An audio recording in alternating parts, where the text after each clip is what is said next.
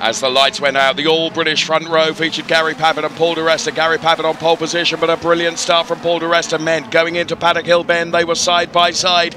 But Paul di Resta would have the bravery to make it count as they head up towards Druids. Paul di Resta just ahead of Gary Pavitt, and that would give him the inside line going into the Graham Hill Bend, but he'd got the job done before they even reached there.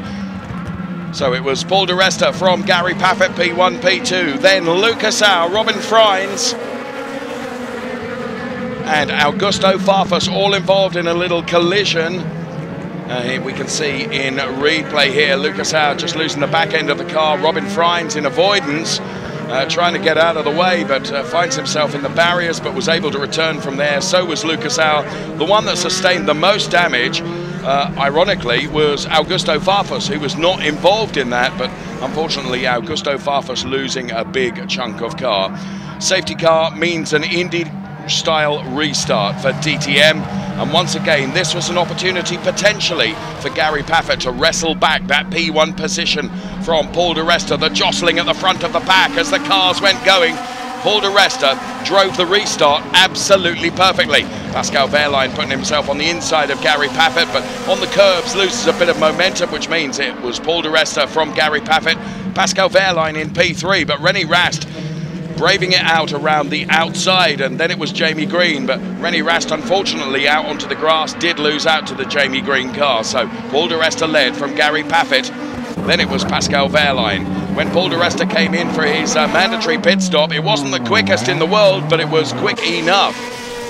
Gary Pavitt would leave it some time before he would come in to take his mandatory pit stop, and as you can see, when Paul di Resta did return, he was ahead of Gary Pavitt, but of course Paul di Resta would be on cold tyres.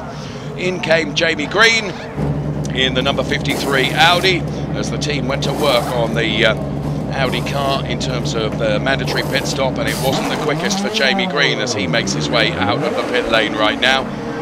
It remained Paul di Resta ahead of Gary Pavitt and then Rennie Rast. Jamie Green then, of course, would be on cold tyres, therefore he would fall prey to the likes of Pascal Wehrlein and Marco Wittmann, whose tyres were up to temperature. Jamie Green on cold tyres nurses his way down the Paddock Hill Bend heading up towards Druids. First of all, Pascal Wehrlein went by. It wouldn't be quite so easy for Marco Wittmann to get by the all-orange Audi. And the one that was closing in on the leading pack was Rennie Rast in P3. Gary Pavitt, who'd been conservative with his use of DRS during the course of the race, and he was able to use it as a defence mechanism about the hard-charging Audi driver in P3. So di Resta, Pavitt, P3, and that's how it stayed for lap after lap after lap. Just tenths between the two of them, but always it was a big enough gap, and when it came to the end of the race, Paul di Resta would see the checkered flag and take the win ahead of Gary Pavitt and Rennie Rast.